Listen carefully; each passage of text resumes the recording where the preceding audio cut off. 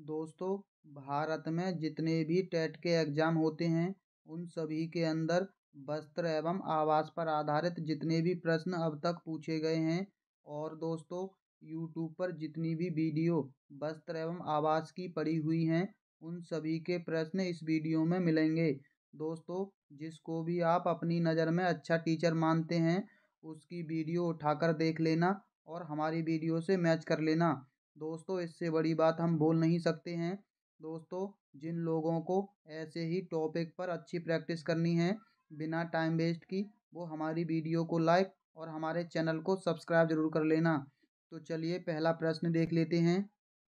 पहला प्रश्न है, ऊन प्राप्त होती है ऊंट, भेड़ एवं याक के बालों से। दूसरा ऑप्शन है भेड़, शेर एवं ऊंट के बालों से। तीसरा है ऊंट, हाथी एवं खरगोश के बालों से। चौथा है गाय, बकरी एवं भेड़ के बालों से। दोस्तों, इस प्रश्न का सही जवाब ऑप्शन ए है, भेड़, ऊंट और याक के बालों से। अगला प्रश्न देख लीजिए।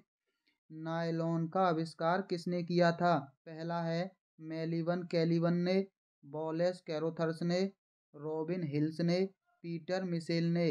दोस्तों, नायलॉन का आविष्कार किया था बालेस कैरोथर्स ने। अगला प्रश्न देख लीजिए। ग्रामीण क्षेत्र में गोबर का प्रयोग झोपड़ी की दीवारों एवं फर्श को लीपने के लिए किया जाता है, जिससे। दोस्तों, पहला ऑप्शन है वे चिकने रहें। दूसरा है घर्षण हेतु खुरदरी हो जाए। तीसरा है दीवार एवं फर्श का प्राकृतिक रंग हो। चौथा है कीट दूर रहें। दोस्तों, गांवों में गोबर का उपयोग किया जाता है कीट को दूर भगाने के लिए, यानी कीड़े मकोड़े घर के अंदर ना आए, इसीलिए फर्श और दीवार को गोबर से लीपा जाता है। प्रश्न नंबर अगला देख लीजिए। नीचे दिया गया पैराग्राफ पढ़िए जिसे गांव के एक छात्र ने अपने घर के विषय में लिखा है। मैं गांव से आया हूँ।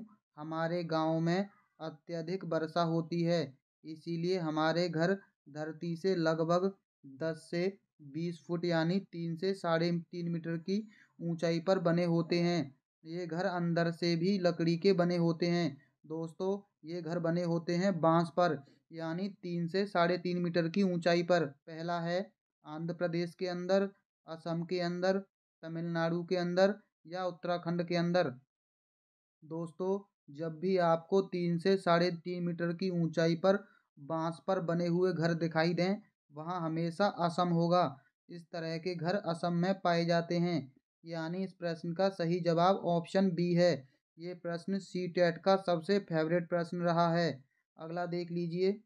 फिरन कौन से क्षेत्र में पुरुषों व महिलाओं द्वारा ढीला ढाला चोंगे की तरह पहना जाता है? आंध्र प्रदेश में, राजस्थान में, जम्मू कश्मीर में या बिहार में? दोस्तों, फिरन पहना जाता है जम्मू और कश्मीर में। दोस्तों, ये रीट का फेवरेट प्रश्न है। निम्नलिखित में से कौन सा कीट मधुमक्खियों की भांति कॉलोनी यानी बस्ती में एक साथ नहीं रहता है? दोस्तों, एक चीज़ और जान लीजिए। रीट में नहीं की बहुत बड़ी विशेषता होती है, क्योंकि सबसे ज़्यादा प्रश्न नहीं से पूछे जाते हैं। पहला ऑप्शन है ततैया या बर्र, दीमक, चींटी, मकड़ी। दोस्तों, ततैया और बर्र एक साथ रहती हैं, दीमक भी बहुत सारी रहती हैं और चींटी भी आपने बहुत सारी देखी होंगी, लेकिन कभी एक से अधिक मकड़ी को एक साथ नहीं देखा होगा। दोस्तों, इस प्रश्न का सही जवाब ऑप्शन डी है, मकड़ी अकेली रहती है, ना कि एक साथ झुंड में। प्रश्न नंबर अगला देख लीजिए। निम्नलिखित में से कौन सी सामग्री घर बनाने में काम नहीं आती है? दोस्तों, ये प्रश्न बहुत अधिक पूछा जाता है रीट में, लेकिन ऑप्शन चेंज होते रहते हैं। इस प्रश्न के लिए आपको परेशान होने की ज़रूरत नहीं है, बहुत ही नॉर्मल प्रश्न आता है। सीमेंट, लोहा, पत्थर, स्कूटर। दोस्तों, आप जानते हैं सीमेंट, लोहा और पत्थर का प्रयोग किया जाता है, स्कूटर का प्रयोग नहीं किया जाता। अगला प्रश्न देख लीजिए। निम्नलिखित में से कौन सा कायांतरित सेल का उदाहरण है? दोस्तों, बलुआ पत्थर, ग्रेनाइट, संगमरमर, चूना पत्थर। दोस्तों, इस प्रश्न का सही जवाब है ऑप्शन सी, संगमरमर। दोस्तों, ताजमहल को देख लीजिए, उसकी काया कितनी सुंदर है, यानी ताजमहल के अंदर लगा हुआ है संगमरमर। अगला देख लेते हैं। बंदर, शेर एवं चूहे के घर क्रमशः होते हैं। दोस्तों ये भी रीट का फेवरेट प्रश्न है। घोंसला, पेड़ एवं गुफा, गुफा, बिल और पेड़, पेड़, गुफा और बिल, बिल, पेड़ और एवं गुफा। दोस्तों बंदर होता है पेड़ पर, और एक ही ऑप्शन है दोस्तों जिसमें सी पहले दे रखा है। सी में पेड़ पर रहता है बंदर, गुफा में रहता है शेर और बिल के अंदर रहता है चूहा। अगला प्रश्न देख लीजिए। कुत्ता मछली का आवास है। दोस्तों नदी, तालाब, झील, समुद्र। दोस्तों समुद्र के अंदर पाई जाती है कुत्ता मछली, छोटी छोटी चीजों के अंदर नहीं पाई जाती। अगला प्रश्न देख लीजिए। निम्नलिखित में से कौन सा पत्थर राजस्थान में घरों के फर्श बनाने के लिए उपयोग में नहीं लिया जाता? दोस्तों संगमरमर, कोटा स्टोन, घिया पत्थर, सैंडस्टोन। दोस्तों घिया पत्थर, ये समझ लीजिए घिया से घटिया। दोस्तों घटिया पत्थर का प्रयोग कोई भी अपने घर के अंदर नहीं कर सकता। घटिया का समझ लीजिए घिया। दोस्तों सी इसका सही जवाब है। घिया पत्थर यानी सैल कड़ी का प्रयोग कोई भी घर बनाने में नहीं करता है। सैल कड़ी का प्रयोग दोस्तों क्या खेलने के लिए किया जाता है? Carrom board. आप इसको ऐसे याद रख लीजिए, घर में कैरम बोर्ड के लिए प्रयोग होती है सैल कड़ी। अगला देख लीजिए। एस्किमो अपने घर इग्लू का निर्माण बर्फ से करते हैं, इसका क्या कारण है? पहला है बर्फ ठंडी हवा और पानी को अंदर आने नहीं देती है। दूसरा है बर्फ की दीवारों के बीच मौजूद हवा अंदर की गर्मी को बाहर जाने से रोकती है। बर्फ मुफ्त में मिलती है, अन्य सामग्री कीमती अधिक होती हैं। दोस्तों ध्रुवीय क्षेत्रों में केवल बर्फ ही उपलब्ध होती है। इस प्रश्न का सही जवाब दोस्तों ऑप्शन बी है, क्योंकि घर के अंदर जो मौजूद हवा होती है और जो गर्मी अंदर होती है उसे बर्फ बाहर नहीं जाने देती है। अगला प्रश्न देख लीजिए। दोस्तों ये प्रश्न सी टेट का फेवरेट प्रश्न है, लेकिन ये प्रश्न रीट का फेवरेट है। एस्किमो जनजाति का ग्रीष्मकालीन आवास जी चमड़े से तंबूनुमा आकृति के बने होते हैं, कहलाते हैं ट्यूपिक, इग्लू, किस्तुआ, किस्ताऊ या ऑल। दोस्तों इस प्रश्न का सही जवाब ऑप्शन ए है, ट्यूपिक कहलाता है। कहीं कहीं दोस्तों आपको छोटी ई की मात्रा भी दिखाई दे सकती है, यहाँ आपको ट्यूपिक सही जवाब होगा। दोस्तों बर्फ के घर को इग्लू कहते हैं और चमड़े के घर को कहते हैं ट्यूपिक। ये दोनों ही घर एस्किमो जनजाति के हैं। अगला है अच्छा आवास वह होता है जो, पहला ऑप्शन है ऊंचा हो, दिखने में सुंदर हो, खुला एवं हवादार हो, मुख्य सड़क सड़क मार्ग पर ही हो। दोस्तों थोड़ी टाइपिंग मिस्टेक है, वो होना चाहिए। इस प्रश्न का सही जवाब ऑप्शन सी है, खुला एवं हवादार होना चाहिए दोस्तों, उसे अच्छा घर कहते हैं। अगला प्रश्न देख लीजिए। राजस्थान, यहाँ थोड़ी टाइपिंग मिस्टेक है, यहाँ होगा राजस्थान, लेकिन एग्जाम में ये ऐसे ही पूछा गया था। राजस्थान में निवास करने वाली भील जनजाति के कच्चे घरों को क्या कहा जाता है? दोस्तों घेर, खोलरा, कू, मेवासे। दोस्तों इस प्रश्न का सही जवाब ऑप्शन तीसरा है, कू कहा जाता है। कहीं कहीं कू ऐसे भी दे रखा होता है। अगला प्रश्न है राहिदे, पट्टू, तेपांग, घचांग इत्यादि वस्त्र कौन से राज्य में पहने जाते हैं? दोस्तों जम्मू कश्मीर में, हिमाचल प्रदेश में, मिजोरम में, असम में। दोस्तों ये पहने जाते हैं हिमाचल प्रदेश में। अगला प्रश्न देख लीजिए। निम्न में से पुरुषों द्वारा पहनी जाने वाली पोशाक है? पहला है पानो बाजू, नववारी, लुगडेन, फतुई। दोस्तों इस प्रश्न का सही जवाब ऑप्शन चौथा है, फतुई पोशाक पहनी जाती है पुरुषों के द्वारा। अगला प्रश्न देख लीजिए। निम्न में से सही सुमेलित नहीं है? दोस्तों घोड़ा अस्तबल में रहता है, कुत्ता का आवास कैनल होता है, मकड़ी जाल के अंदर रहती है, बुलबुल का आवास पेड़ की डाल होती है। दोस्तों हमने पहले भी बताया था, नहीं वाले प्रश्न ज़्यादा पूछे जाते हैं। दोस्तों इस प्रश्न का सही जवाब ऑप्शन चौथा है, बुलबुल पेड़ की डाल में नहीं बल्कि घोंसले में रहती है। लेकिन दोस्तों इसके अंदर एक अपवाद है, क्योंकि बुलबुल अपना घोंसला कभी नहीं बनाती, वो कौआ के घोंसला में रहती है। दोस्तों, आप इस बात को हमेशा याद रखना, बुलबुल घोंसला नहीं बनाती लेकिन रहती घोंसले में ही है। दोस्तों, घोड़ा अस्तबल में रहता है, बिल्कुल सही है। कुत्ते का आवास कैनल कहलाता है, बिल्कुल सही है। मकड़ी जाल में रहती है, बिल्कुल सही है। इस प्रश्न का सही जवाब ऑप्शन चौथा है। अगला प्रश्न देख लीजिए। अपने आवास और आसपास के स्थानों को स्वच्छ रखने के लिए आप, पहला है, कूड़ा करकट कूड़ेदान में एकत्रित करेंगे, बिल्कुल सही है। नालियां साफ करने में सहयोग करेंगे, बिल्कुल सही है। नालियों में नियमित कीटनाशकों का प्रयोग करेंगे, बिल्कुल सही है। यानी इस प्रश्न का सही जवाब ऑप्शन चौथा होगा। ये तीनों कथन बिल्कुल सही हैं। अगला प्रश्न है, सबसे आरंभिक हथकरघे थे। पहला है, मिट्टी के ऊर्ध्वाधर सॉफ्ट करघे। दूसरा है, लकड़ी के ऊर्ध्वाधर सॉफ्ट करघे, लोहे के ऊर्ध्वाधर सॉफ्ट करघे या पीतल के ऊर्ध्वाधर सॉफ्ट करघे।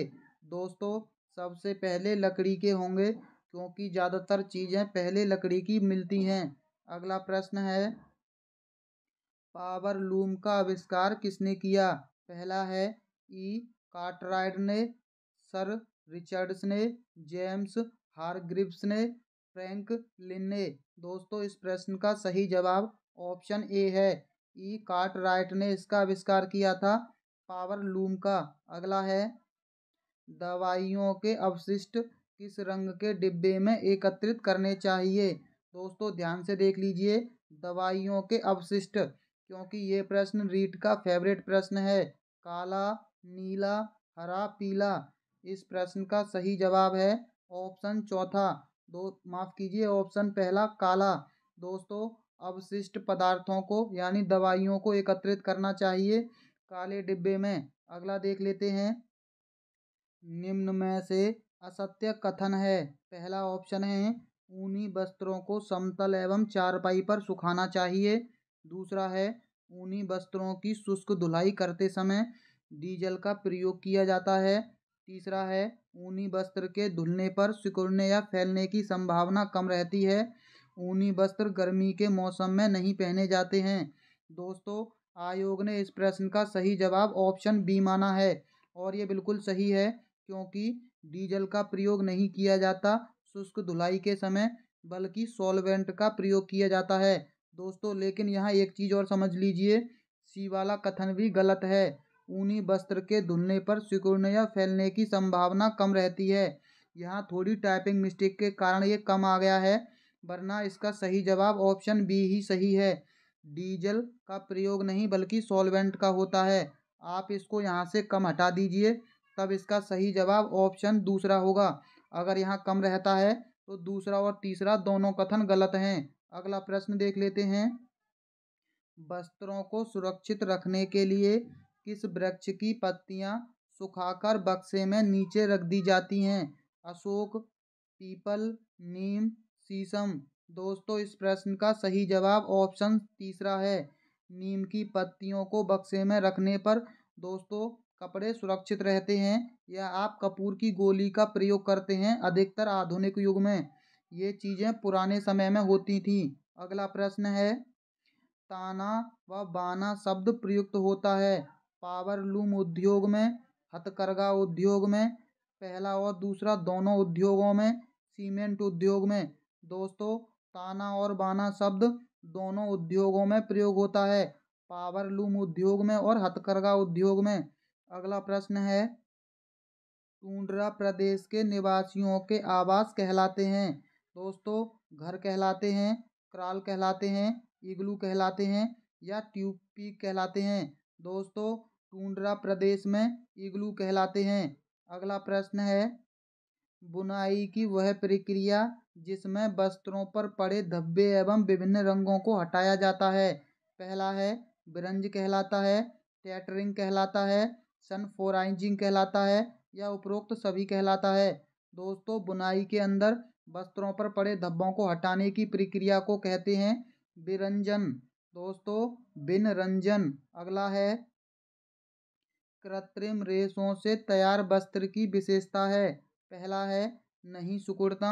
दूसरा है जल्दी सूखना, कीड़ा नहीं लगना, उपरोक्त सभी। दोस्तों इस प्रश्न का सही जवाब ऑप्शन डी है। सिकुड़ते नहीं हैं, जल्दी भी सूख जाते हैं और कीड़े भी नहीं लगते। ये सारे गुण कृत्रिम रेशों के होते हैं। अगला प्रश्न है, नायलॉन का आविष्कार किसने किया? दोस्तों यहाँ देख लीजिए, ये प्रश्न दोबारा अलग तरीके से पूछा गया है। हमने आपको पहले बता दिया बोलेस कैरोथर्स, और साथ में अगर ड्यूपॉट भी दे रखा है और कहीं ऑप्शन में कैरोथर्स नहीं है तो आपको ड्यूपॉट लगाना है। अगला है, निम्नलिखित में से कौन सा कायांतरित सेल का उदाहरण है? दोस्तों संगमरमर है। मकानों की छत बनाने हेतु किस सामग्री का प्रयोग होता है?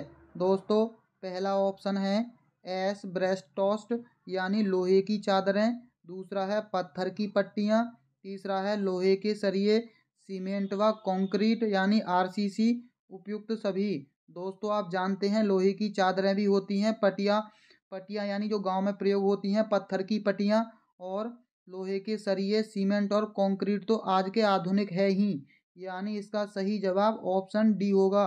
उपरोक्त तीनों चीजें छत बनाने में प्रयोग की जाती हैं। अगला प्रश्न है, गर्म सूट यानी कोट पैंट, कोटा, किनारी के कामयुक्त महंगी साड़ियों आदि को धोने की सर्वोत्तम विधि है। दोस्तों महंगी चीज़ों को धोने की सर्वोत्तम विधि है, ऐसे समझ लीजिए। पहला है वॉशिंग मशीन में इजी से धोना, दूसरा है डिटर्जेंट पाउडर को पानी में मिलाकर उससे डालना, ड्राई क्लीनिंग करवाना या साबुन से धोना। दोस्तों महंगी चीज़ों को हमेशा ड्राई क्लीन करवाया जाता है। दोस्तों ड्राई क्लीनिंग करवाना ये सबसे बेहतर तकनीक होती है महंगी वस्तुओं के लिए या महंगी साड़ियों कोट पैंट के लिए।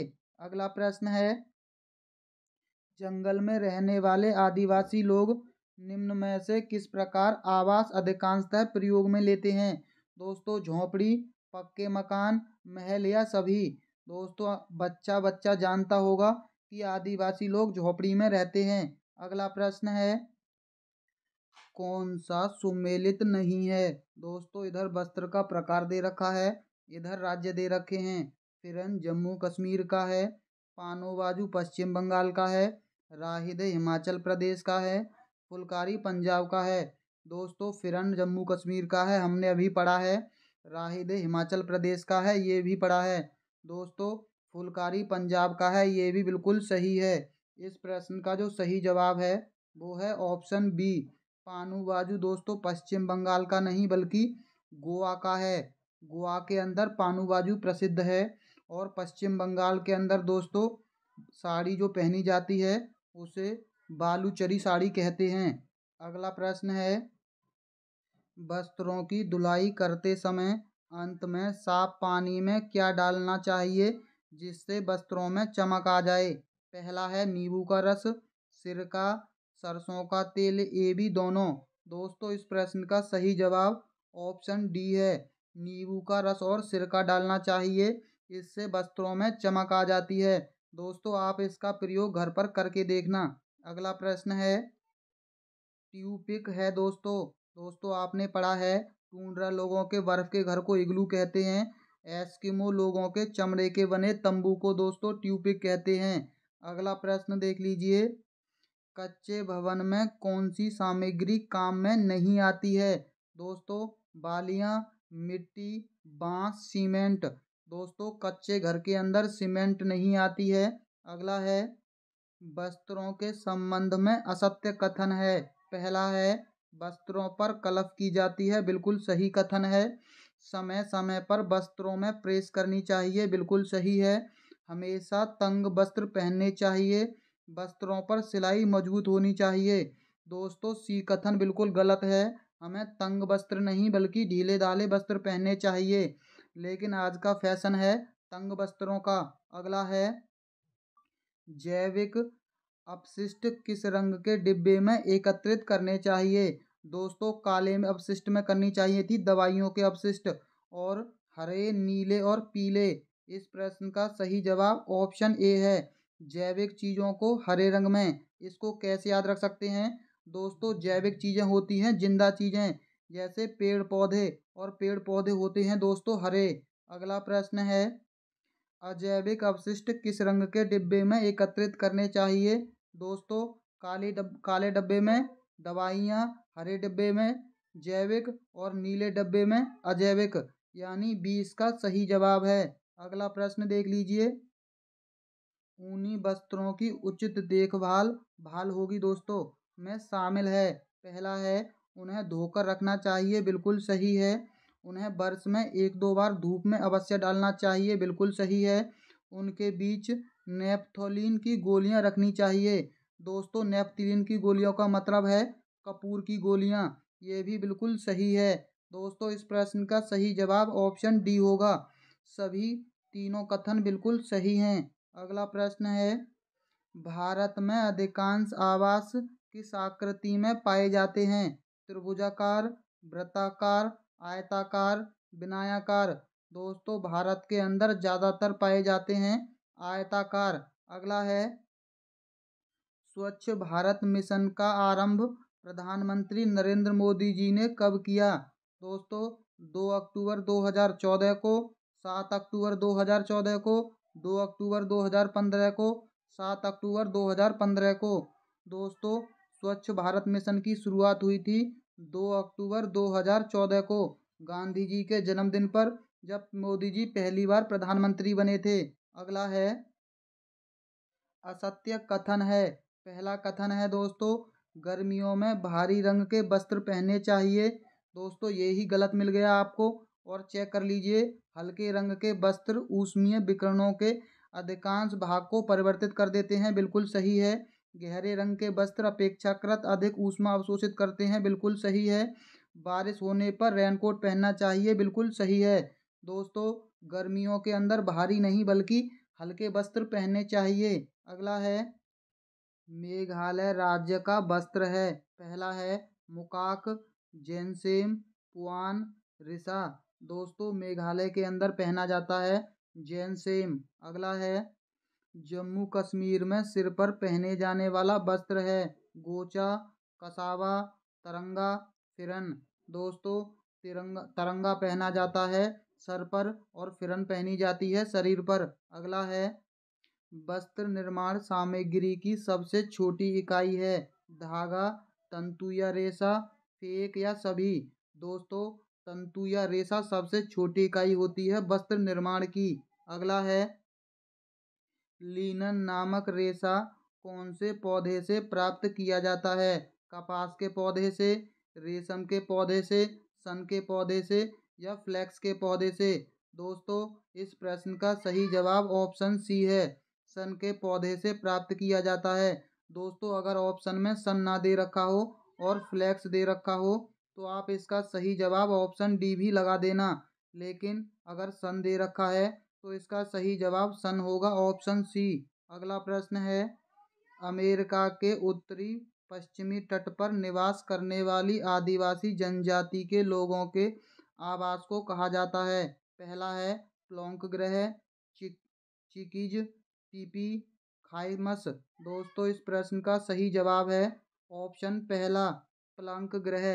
अगला प्रश्न है, राजस्थान में सूती वस्त्र का मुख्य केंद्र है जयपुर, भीलवाड़ा, नागौर, जोधपुर। दोस्तों, इस प्रश्न का सही जवाब ऑप्शन बी है, भीलवाड़ा में पाया जाता है सूती वस्त्र का मुख्य केंद्र। किसी नदी, नहर या सड़क आदि के किनारे बसे गांवों की आकृति होती है दोस्तों रेखीय, अरीय, पंखकृति, आयताकार। दोस्तों, नदी एवं नहरों सड़कों के किनारे होती है रेखीय। अगला है, भारत के उत्तरी पूर्वी गांवों में अधिकांश घरों की छतों का आकार होता है गोलाकार, बेलनाकार, शंक्वाकार या आयताकार। दोस्तों, इस प्रश्न का सही जवाब है ऑप्शन सी, शंक्वाकार। दोस्तों, अगर आपको ऐसे ही टॉपिक के साथ अच्छी प्रैक्टिस करनी है, वीडियो को लाइक और हमारे चैनल को सब्सक्राइब करना मत भूलना, क्योंकि बहुत जल्द हम आपके लिए अगला टॉपिक लेके आने वाले हैं। तो चलिए मिलते हैं अगली वीडियो में।